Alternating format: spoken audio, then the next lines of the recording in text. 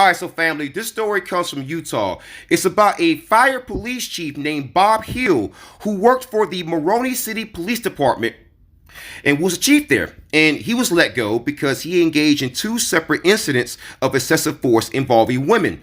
And on top of that, he's claiming that he was fired in retaliation because he wrote the mayor's son a ticket. But we find out that that claim is absolutely a lie.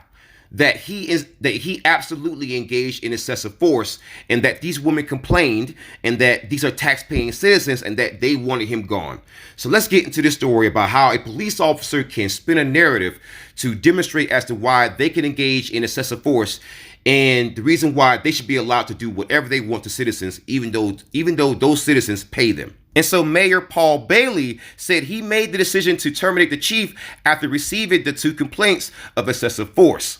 And the first complaint against Bob Hill came from a Moroni City resident named Floralyn Martinez, who was arrested at City Hall on October 14th, 2021. And she was just there to dispute a water bill. And a city employee said that she asked Bob Hill to attend the meeting because she somehow felt threatened by a tax-paying citizen just showing up to dispute a water bill. And so Martinez says that she was having a panic attack before entering City Hall, and she was trying to calm herself down, and that Hill became impatient and then told her to leave. And then she says that Bob Hill grabbed her by her neck, took her to the ground, and then handcuffed her too tightly. And mind you, he has not demonstrated whether this woman was absolutely a threat.